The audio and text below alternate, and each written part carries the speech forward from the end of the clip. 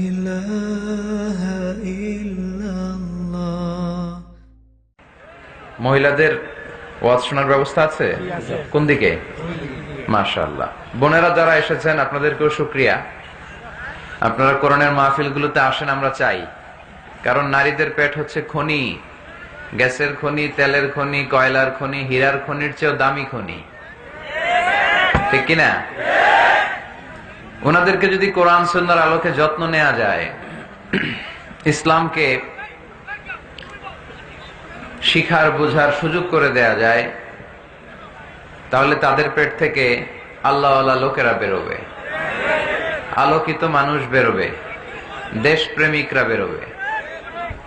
আর যদি তাদেরকে আপনি কোরআন সুন্নাহর আলোকে প্রশিক্ষণ না দেন, তাদেরকে যদি জি বাংলা দেখতে দেন, স্টার জলসা, কিরণমালা, এগুলো যদি দেখতে দেন, তাহলে এদের পেট থেকে বেরো হবে কিরণমালা, ঠিক কিনা? তখন বেরোবে চাঁদাবাজ, টেন্ডারবাজ, দুর্নীতিবাজ, দেশের শত্রু, দশের শত্রু, যারা ইফটিজিং করবে, যারা বিশ্ব ভালোবাসা দিবসে বেহায়াপনা ছড়াবে, তারা 31st নাইটে মেয়েদের ওন্না ধরে টান দিবে, তাই না? এটাই অবস্থা। তো জন্য মা বোনদেরকে বলবো, আপনারা জি বাংলা, হিন্দি সিরিয়াল এগুলো রেখে দিয়ে আপনারা কোরআনের কথাগুলো শোনেন। এখন তো সুযোগ হয়ে গেছে অনেক বেশি। ইউটিউবে কোরআনের তাফসির লিখে সার্চ দিলেই তাফসির পাওয়া যায়, পাওয়া যায় না? আবার নাচানাচি লিখে সার্চ দিলেও নাচানাচি পাওয়া যায়। So now the decision is yours. সিদ্ধান্ত আপনাদের, কি লিখবেন, কি সার্চ দিবেন।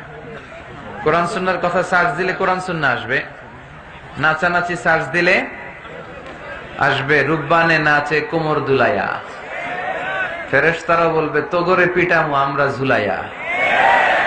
নাচানাচি দেখছো দুনিয়ায় না? লাফালাফি করেছো, জীবন যৌবনকে শেষ করেছো।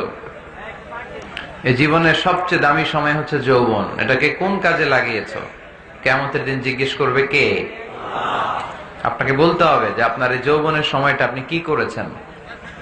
আপনি কি হারাম কাজে, অশ্লীল কাজে, নিষিদ্ধ কাজে সময় ব্যয় করেছেন, নাকি কোরআনের পক্ষে ছিলেন? এই প্রশ্নের উত্তরগুলো কিন্তু আল্লাহর সুপ্রিম কোর্টের কাঠ গড়ায় আমাদেরকে দিতে হবে। কারণ ওই দিনটা বড় ভয়ঙ্কর, জবাবদিহিতার দিন। দিনে দিনে বহু বাড়ি আছে, দেনা শুধিতে হইবে ঋণ। যা করছেন পাই টু পাই, সেদিন হিসাব চাইবে কে? এজন্য ওই দিনটাকে বলে the day of accountability, the day of judgment. বিচার হবে সেদিন, একটা বিশাল বিচার। ওই বিচারের দিনে আমরা আল্লাহর কাছে পানাহ চাই, ক্ষমা চাই, ঠিক কিনা? আল্লাহ বিচারের দিনে তুমি আমাদেরকে মাফ করে দিয়ে জান্নাত দিয়ে দিও। সবাই পড়ি আমিন। এই সূরার আয়াত সংখ্যা ৭৮। আয়াত সংখ্যা, সূরাটা মাক্কি সূরা। কি সূরা? এটা কোরআনের সূরা ধারাবাহিকতা অনুযায়ী কোরআনের ৫৫ নাম্বার সূরা। কত নাম্বার? এবার প্রশ্ন করে উত্তর দেন। আয়াত সংখ্যা ৭৮। কত নাম্বার সূরা? মাক্কি না মাদানী? মাশাআল্লাহ। মুখস্থ আছে না আপনাদের অনেকের? পুরা সূরাটা মুখস্থ না থাকলেও এই সূরার মধ্যে এমন একটা আয়াত আছে যে আয়াতটা আজকের এই প্যান্ডেলের সবার হৃদয়ের মধ্যে আল্লাহ ঢুকাই দিছে। ওই আয়াতটা এই সূরার ভিতরে একবার দুইবার না, ৩১ বার আল্লাহ উল্লেখ করেছেন। কয়বার? কেন উল্লেখ করলেন? ১০ বার বললেই তো হইতো, ঠিক কিনা? ১৫ বার বললেই তো হইতো। ২০ বার, ২৫ বার, ৩১ বার বলবেন কেন একটা কথা? আল্লাহ খালি কথা রিপিট করে কেন? একই কথা আল্লাহ বারবার বলে কেন? কারণ এটা জরুরি। জরুরি জিনিস বারবার বলতে হয়, ঠিক কিনা? আর আমরা কথা না বাড়িয়ে আসুন মূল আলোচনায় চলে যাই। আমি আমার খুতবার শুরুতে আপনাদের খেদমতে সূরা আর রহমানের ৪টি আয়াত তেলাওয়াত করেছি। তা আমি সূরা আর রহমান থেকে তেলাওয়াত করেছি। খুব সুন্দর একটা সূরা, মুখস্থ আছে না অনেকের? সূরাটার নাম হচ্ছে সূরা আর রহমান। সূরাটার নাম কি? সবাইকে একসাথে উত্তর দিতে হবে। সূরাটার নাম? এইভাবে উত্তর দিতে পারবেন শেষ পর্যন্ত? নানি পান খায়, পানের সাথে চুন লাগে, এখন বাবা যাবে বাজারে, লিস্টের মধ্যে লিখে দিছে এটা এটা আইনেন, চুনও আইনেন। লিস্ট ধরাই দিয়ে ঘর থেকে যখন বের হয়ে যায় আবার বলে দেয় এই চুনটা কিন্তু আইনেন আম্মার জন্য। রাস্তায় যখন বের হয়ে গেছে জানলা দিয়ে ডাক দিয়ে বলে এই চুন, ডাক দিয়ে কি কয়, মানে সব ভুললেও এটা ভোলা যাবে। এজন্য অন্যগুলো একবার বললো, এটা বলছে কয়বার? 3 বার। এই কথাটা এত জরুরি যে আল্লাহ তাআলা এটা 1 বার 2 বার 5 বার 10 বার নয়, এই আয়াতটাকে আল্লাহ তাআলা এই সূরার ভেতরে 31 বার উল্লেখ করেছেন। কয়বার? সবাই বলেন কয়বার? মাশাআল্লাহ, তোমাদেরকে ভালোবাসি আমি। ডানে বায়ে যারা আছো সবাইকে ভালোবাসি। I love you all, love you all. মাশাআল্লাহ, তাবারাকাল্লাহ। এই যে কোরআনের গণজোয়ার, এটা দেখলে হৃদয়টা ঠান্ডা হয়ে যায় না? এত বড় প্যান্ডেল, প্যান্ডেল ছাপিয়ে লক্ষ লক্ষ মানুষ, ওই চিপায় এইভাবে হাজার হাজার মানুষ দাঁড়িয়ে আছে। এটা আবার অনেকে সহ্য হয় না, আছে না নাই? আল্লাহ বলে মুতু বিগাইযিকুম, তোদের রাগ নিয়ে তোরা মর। আমার কোরআনের আওয়াজ থামবে না, আমার কোরআনের বিজয়কে কেউ আটকায় রাখতে পারবে না, ঠিক কিনা? মুতু বিগাইযিকুম, তোদের রাগ তোদের পেটে নিয়ে গড়গড় করে তোরা মর। আমরা আগায় যাব সামনে, আমরা স্মাইল দিব, মুচকি হাসি দিয়ে খালি সামনে আগাবো, পিছনে তাকানোর সময় আমাদের নাই। তো একটা আয়াত আল্লাহ তাআলা এই সূরায় কয়বার বললেন? 31 বার। তার মানে খুব জরুরি, তাই না? জরুরি না হলে এতবার বলে? 2 বার 5 বার 7 বার বললেই তো চলে, 31 বার বলা লাগে কেন? খুব জরুরি কথাটা, মেসেজটা ভেরি ইম্পর্টেন্ট, ভেরি সিগনিফিক্যান্ট, খুবই জরুরি। আয়াতটা হচ্ছে ফাবি আইয়ি আলাই রাব্বিকুমা তুকাজ্জিবান। এই মানব জাতি আর জিন জাতি, আমি আল্লাহর দেয়া কোন নেয়ামতকে তুই অস্বীকার করবি বল?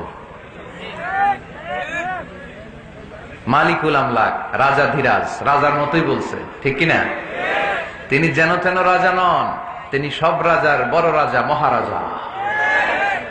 ফাবি আইয়ি আলাই রাব্বিকুমা তুকাজ্জিবান, আমার নেয়ামতের কোনটা অস্বীকার করবি? কি সুন্দর সেটিং, যেখানে চোখ, চোখের নেয়ামত।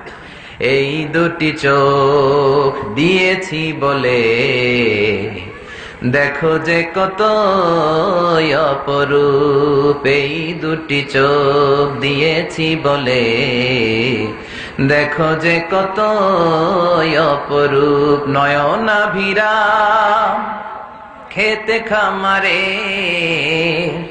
জুড়াই জালা বিধুর ধুর, আমার দেয়া তোমার দেয়া চোখের শুকুর, জানাবো তার ভাষা কই। যতই দেখি ততই যেন পলক ছাড়া চেয়ে রই, ঠিক না?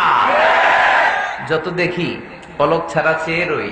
এত সুন্দর সেটিং, কি নেয়ামত! চোখের জায়গায় চোখ, কানের জায়গায় কান, নাকের জায়গায় নাক, মুখের জায়গায় মুখ, হাতের জায়গায় হাত, পায়ের জায়গায় পা, মাথার জায়গায় মাথা। কি সুন্দর সেটিং! সুবহানাল্লাহ পড়েন।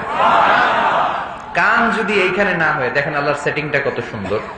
কিশোরগঞ্জের ভাইয়েরা, এই কান যদি, ময়মনসিং এর ভাইয়েরা, এই কান যদি আল্লাহ, ডান কান যদি আল্লাহ ডান বগলের নিচে দিত, আর এই বাঁ কানটা যদি আল্লাহ তাআলা এই বাম বগলের নিচে দিত, আজকে ওয়াজ শুনতে হইলে আপনাদের এইভাবে বসা লাগতো, ঠিক কিনা?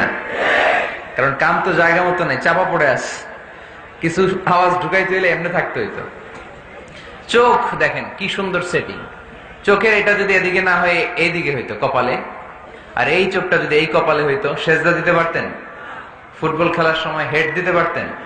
ফুটবলে হেড দিতে গেলে চোখ দুইটা ডিমের মতো পোষ হয়ে যেত, ঠিক কিনা? খাবো কোন জিনিস, খাওয়ার আগে চোখ দিয়ে দেখি, নাক দিয়ে শুকি, তারপরে মুখে ঢুকাই। নাক যদি এইখানে না থেকে পিছনে থাকতো, ধরেন প্রত্যেকের নাক হচ্ছে পিঠের মধ্যে, তাহলে খাবারটা নিয়ে আগে নাক বাবারে শুকানো লাগতো, দেখতো এটা ঠিক আছে কিনা, তারপরে মুখে ঢুকানো লাগতো। সুবহানাল্লাহ পড়বেন না? ওয়া ইন তাউদ্দু নি'মাতাল্লাহি লা তুহসুহা, এত নেয়ামত আমি দিয়েছি, যদি গুনতে শুরু করে দাও গুনে শেষ করা যাবে। এজন্য আল্লাহ বলেন ফাবি আইয়ি আলা ইয়া রাব্বিকুমা তুকাযযিবান, which of my mercy, blessings and bounties you want to deny? আমার কোন নিয়ামতকে অস্বীকার করবা? এই সূরাটাকে বিষ্ণু ঈসা ইসলাম বড্ড পছন্দ করতেন। সাহাবাদেরকে একবার তেলাওয়াত করে শোনালেন, সাহাবারা চুপচাপ, ঠিক যেমন এখন আপনারা চুপচাপ। বিষ্ণু বললেন, আমি এই সূরাটা তোমাদের আগে জিনদেরকেও শুনিয়েছি। কাদেরকে? দুইটা কাইন্ড, ম্যানকাইন্ড, জিন কাইন্ড, মানব জাতি আর জিন জাতি।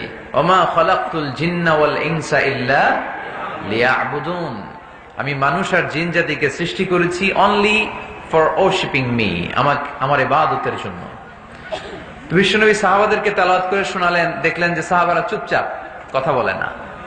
আল্লাহর হাবিব বললেন, তোমাদের আগে জিনদেরকে যখন শুনিয়েছি তারা চুপচাপ ছিল না। তারা যতবার আমি ফাবি আইগি আলা রাব্বিকুমা তুকাযযিবান পড়েছি, এই আয়াতের পরে তারা উত্তর দিয়েছে। কি উত্তর দিয়েছে? যেহেতু ফাবি আইগি আলা রাব্বিকুমা তুকাযযিবান অর্থ হচ্ছে, এই মানব জাতি আর জিন জাতি, আমি আল্লাহর কোন নিয়ামতকে তুই অস্বীকার করবি? কোন নিয়ামতকে অস্বীকার করবি?